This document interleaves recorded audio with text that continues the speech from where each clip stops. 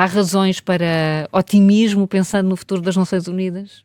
Olha, vou ser franco, eu não estou muito otimista e não creio sequer que no futuro se deva investir tanto dinheiro numa organização que neste momento e nos últimos anos, nas últimas décadas, tem provado ser muito pouco de acordo com aquilo que necessitamos.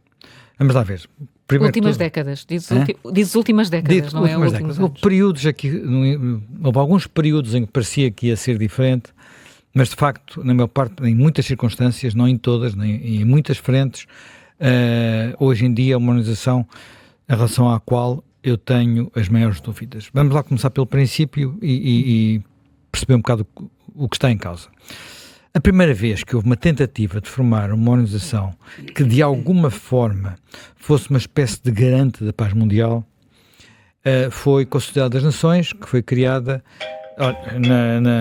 na Conferência de Imprensa de Paris. Está um telefone a tocar. Que foi convocado na Conferência de Paz de Paris, portanto, a seguir à Primeira Guerra Mundial, uma ideia de um presidente dos Estados Unidos, portanto, o presidente Wilson, era um idealista, digamos assim. O Wilson, nesse ponto de vista, é considerado um dos expoentes do chamado idealismo em termos de política internacional, mas a coisa não começou logo bem, até porque os Estados Unidos depois nem sequer aderiram. Portanto, o Congresso dos Estados Unidos não votou a adesão à Sociedade das Nações, e a Sociedade das Nações foi indo de problema em problema, até que, na prática, não conseguiu evitar a Segunda Guerra Mundial, digamos que é o mais importante, mas, enfim, os exemplos são múltiplos, não vale a pena recontar, a Alemanha, Itália e por aí adiante, e também, já agora, porque há aqui um paralelo com a atualidade, e também a União Soviética. A União Soviética na altura era a Rússia, não é? Da Rússia com umas repúblicas à volta. E em 1939, a União Soviética fez uma coisa parecida com o que fez agora na Ucrânia, que foi invadir, na altura, um outro território que tinha feito antes parte do Império Russo. Estou a referir-me à Finlândia. Portanto, foi chamada Guerra de Inverno, não correu nada bem, quer dizer, ou melhor, não correu nada como as expectativas da União Soviética. A Finlândia é um micropaís comparado com a Rússia ou com a União Soviética, mas isso foi suficiente para, na altura, a União Soviética ser expulsa da Sociedade das Nações. Ora bem, agora temos a Rússia a invadir a Ucrânia, a já ter feito antes coisas que, à luz da Carta das Nações Unidas, são absolutamente ilegítimas, como, por exemplo, anexar, porque a Rússia já tinha anexado a Crimeia, formalmente, que era parte enfim, as fronteiras. Um dos dogmas das Nações Unidas é que as fronteiras não se tocam a não ser por comum acordo. Portanto, não há invasões, não há mano militar nestas coisas. Ora bem, isso aconteceu e a partir desse momento as Nações Unidas estiveram literalmente paralisadas e não têm desempenhado papel nenhum, absolutamente nenhum. De resto, nessa mesma entrevista que referiste de António Guterres, ele reconhece que não tem poder para fazer nada. Não tem poder para fazer nada. Ora bem, isto deriva de quê? Deriva, entre outras coisas, de uma arquitetura das Nações Unidas em que, criada, portanto, elas vão fazer 80 anos para o ano, mas elas já estavam a ser preparadas antes, não é? Elas nascem 2 meses e qualquer coisa depois do fim da Segunda Guerra, em São Francisco, uma conferência em São Francisco, nos Estados Unidos, mas vinham a ser preparadas antes, ainda do tempo de Franklin Roosevelt, na altura já era o presidente Truman nos Estados Unidos. Elas nascem com uma arquitetura em que os vencedores da Segunda Guerra ficam com um poder diferenciado relativamente a todos os outros países. Estamos a falar, enfim, de um país que se encaixou entre os vencedores, que é a França, que propriamente, enfim, militarmente não ganhou grande coisa, mas temos os Estados Unidos, o Reino Unido, a União Soviética, na altura, e a China. sendo na China, já na altura estava a decorrer uma guerra civil. Portanto, o governo da China que na altura entra é o governo nacionalista de Chiang Kai-shek, mas que estava em guerra com os comunistas, que depois viriam, uns anos depois, a conquistar o poder. Ora bem, estes 5 países passaram a ter assento no órgão que, em princípio, zela pela paz nas Nações Unidas, que é o Conselho de Segurança, assento permanente e direito de veto. O que é que isto, onde é que isto levou? Levou a que, em 80 anos de vida, só por 2 vezes, as Nações Unidas deram luz verde a intervenções destinadas a impedir agressões militares a outros países. Aconteceu quase logo no princípio, Guerra da Coreia. A Guerra da Coreia, na altura, não foi objeto de um veto da União Soviética, porque a União Soviética estava a boicotar o Conselho de Segurança, portanto, por razões que têm a ver até com a China, com a situação da China, e, portanto, não compareceu à reunião e nesse vazio não votou, não exerceu o direito de veto. E depois, num período muito especial, portanto, a seguir à queda do Muro de Berlim, a intervenção no Kuwait. O Kuwait tinha sido invadido pelo Iraque, o Iraque tinha ocupado o Kuwait e, portanto, as Nações Unidas votaram no sentido de haver uma força internacional que interviesse e foi a chamada Primeira Guerra do Iraque. Houve depois outras intervenções sobre a bandeira das Nações Unidas, mas num quadro algo diferente, que é chamado direito de intervenção humanitário ou de ingerência humanitária, que é algo que não está previsto na Carta. Portanto, é uma invenção, digamos assim, dos últimos tempos. E mesmo aí, se houve um caso ou outro que correu relativamente bem, Timor, por exemplo, é aquele que nos diz mais. Houve outros que correram muito mal, Somália. Sim. E, portanto, é um tema que tem desaparecido da agenda.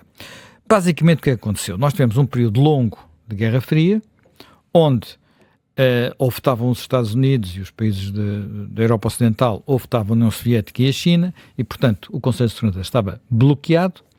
Tivemos depois ali um intervalinho, há 30 anos mais ou menos, no princípio da década de 1990, período durante o qual, na altura, até o presidente dos Estados Unidos, que era o George W.H. Bush, portanto, Bush pai, falava muito, e o seu secretário de Estado, James Baker, falavam muito de nova ordem internacional, portanto, uma nova ordem internacional onde se imaginava que era possível haver um consenso e resolver as coisas ou em paz ou com forças de paz. Era o fim da história?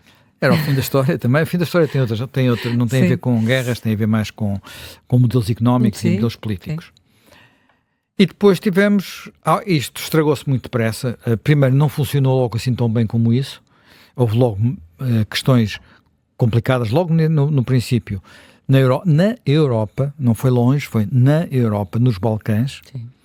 Sendo que na Europa, e é bom recordar isto porque as pessoas às vezes têm memória curta, na Europa, nos Balcãs, não foi apenas as Nações Unidas que não se uniram, digamos assim, a própria Europa se desuniu, a Alemanha e a França não estiveram exatamente do mesmo lado e fazendo as mesmas coisas durante essa guerra, o que tem a ver com algo que nós tendemos a esquecer, que é a história. A história, não é? A Alemanha tem uma tradição de alguma ligação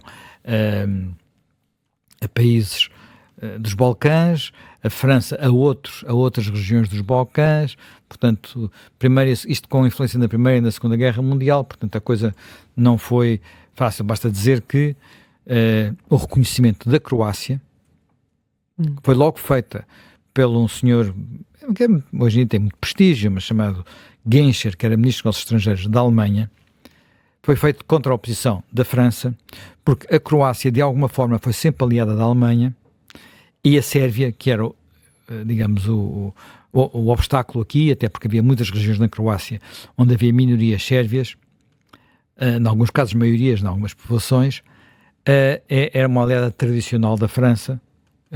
Basta recordar que foi a Primeira Guerra Mundial e mesmo a Segunda. Ora bem, portanto, a partir daí por exemplo, as intervenções na Bósnia, ainda houve, no final mesmo da guerra da Bósnia, ainda houve alguma coisa que foi feito com algum consenso, mas só depois de ter havido massacres e de tropas das Nações Unidas terem assistido aos massacres sem fazer nada.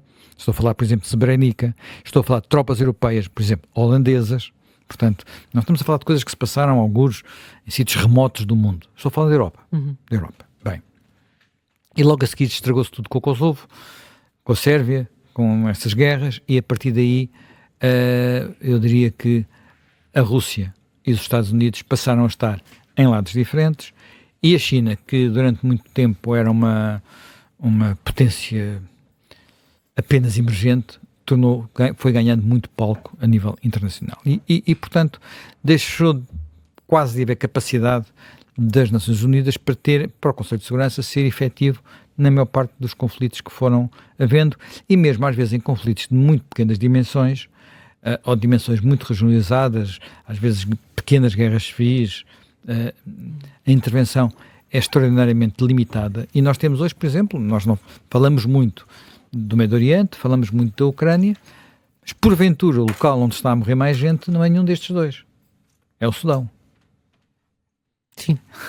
Portanto, entrou agora no discurso de António Guterres. Entra no discurso porque, para recordar, não é?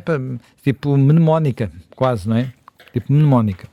Portanto, e desse ponto de vista tem havido aqui muito pouca eficácia. E ao mesmo tempo que isto sucede, a verdade é que as organizações enquadradas no sistema internacional se têm vindo a multiplicar. De várias formas, não é? Desde algumas que têm, portanto, há muitas coisas que nós podemos considerar integradas neste sistema, não é? Portanto, algumas são muito conhecidas, o Conselho dos Direitos Humanos, por exemplo, é uma das mais controversas, porque é um conselho onde a fórmula para a sua Constituição obriga a ter lá dentro países que violam os direitos humanos. Portanto, isto é uma contradição dos factos, não é? Portanto, porquê que eu estou a dizer isto? Porque há uma fórmula que determina que as regiões do mundo estejam lá representadas, e nós sabemos que há regiões do mundo onde a maioria dos países não são democráticas e violam os direitos humanos. Ponto final do parágrafo, é assim. Portanto, e o resultado disso é que a única coisa em que há consenso no Conselho dos Direitos Humanos é para criticar Israel.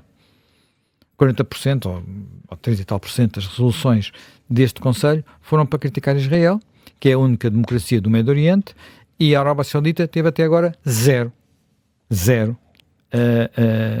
condenações. A China que faz o que faz aos iogures, por exemplo, campos de concentração, extermínio, tudo isso, zero condenações, para além de tudo mais, não é? Portanto, para além de tudo mais. Portanto, essa é uma situação. Depois temos outras organizações também muito, muito contestadas, isso neste momento sobre grande, eu diria em alguns casos quase suspeita. É um tema são temas que são muito pouco discutidos. Aquele que talvez tenha sido mais discutido é a Organização Mundial de Saúde, presidida por um senhor etíope, eleito contra a vontade dos países ocidentais e por pressão da China, mas esta é apenas um dos organismos onde a China tem vindo a ganhar um poder crescente. Porquê?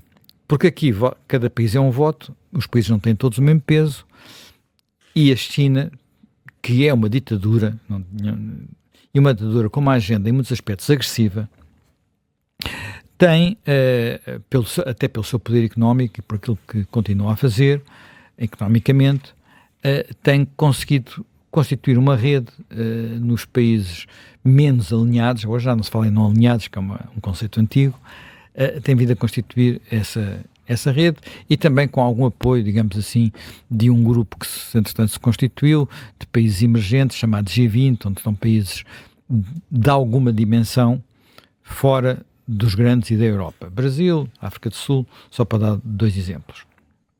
Portanto, isto tem criado uma situação onde eu diria que os princípios da consciência pacífica ou os princípios digamos, do império da lei, do direito e da democracia, pronto, valem muito pouco. Valem muito pouco mesmo, infelizmente. Infelizmente é assim. De tal forma que mesmo de vez em quando há uns idealistas que acham que criam, por exemplo, um Tribunal Penal Internacional e com isso vão conseguir resolver os problemas do mundo. Eu não acredito nada nisso. No momento em que o Tribunal Penal Internacional foi criado, eu escrevi logo a dizer que não tinha ceticismo. Não ia resultar. Tinha ceticismo sobre isso, porque, infelizmente, os critérios, é um tribunal que, no limite, é um tribunal político. É um tribunal político pelas suas características. E depois, para outra coisa muito importante. Nós achamos que... O que é o governo? O que é um governo que nós aceitemos, que os povos aceitem? É um governo que eles possam controlar. Nós já temos, ao nível da Europa, muitos problemas para perceber sobre o problema da legitimidade das instâncias europeias, legitimidade democrática das instâncias europeias. Quando transferimos isto para a escala do mundo, percebemos que não é assim. Portanto, muito deste idealismo é, no fundo, eu vou dizer uma coisa muito, muito dura, é uma falsificação de uma elite que quer mandar no mundo. Quer dizer, que acha que... Mas é por boas intenções, eles não estão ali para enriquecerem, para conseguirem coisas maquiavélicas. Não, eles acham que, como são os melhores, como são os mais generosos, como são os mais idealistas, podem ter uma posição de governar... Dominante. De governar o mundo. E, portanto, através deste tipo de instituições, que depois não é só as Nações Unidas, é muitas organizações que circulam à volta. Atenção, há muitas que são relevantes e importantes e têm feito trabalho muito meritório em vários momentos. Agências que têm a ver com os refugiados, agências que têm a ver com... O Unicef também, acho que tem um papel importante. Bem, a Unicef é um problema também por causa da forma como é governada e por causa de as agendas que muitas vezes procura promover, não é? Portanto, precisamente porque não há um equilíbrio. Quer dizer, houve uma altura, novamente, voltamos aos anos 90, em que, além de ter acabado a Guerra Fria, de ter acabado a oposição radical entre o Bloco Democrático e o Bloco Comunista, havia também a ideia, a ilusão, a tal ilusão que tu falaste do fim da história, que era, isto ia se tornar tudo uma democracia, em todo lado ia haver Estado de Direito, em todo lado... E, portanto, e caminhámos, parecíamos estar a caminhar nesse sentido. Eram como dominós, aquilo que os países, as ditaduras caíam como dominós. Só que isso, infelizmente, acabou e agora estamos a conhecer o caminho ao contrário. E a questão que se coloca é até que ponto é que nós queremos forçar uma reforma das Nações Unidas que, vamos ser muito claros, pode traduzir-se na entrada para o Conselho das Nações Unidas, nomeadamente para o Conselho de Segurança, de países no mínimo problemáticos. Por exemplo, nessa mesma entrevista, António Guterres diz: agora já há pelo menos um consenso, que é que tem que entrar um país africano. Ora bem, então que país africano? Os três maiores países da África, ou os mais relevantes, são o Egito, a Nigéria e a África do Sul. O Egito é uma ditadura. É uma ditadura por causa dos islamistas, mas é uma ditadura. É uma ditadura militar. O senhor Sisi é um ditador. A Nigéria é um país que, além de ter... está sempre quase à beira da guerra civil. É um país gigantesco em termos de população. Vai ser uma coisa colossal no futuro, mas não é propriamente uma democracia. E a África do Sul está a seguir um caminho muito perigoso. Portanto, achamos que o governo do mundo fica melhor acrescentando um país africano, achamos isso, quer dizer, vai ficar melhor. Eu compreendo que, do ponto de vista da representatividade, da legitimidade, isto se justifica. Mas será, é isso que queremos fazer? É porque há mais candidatos. Quer dizer, na Europa há um óbvio, que é a Alemanha.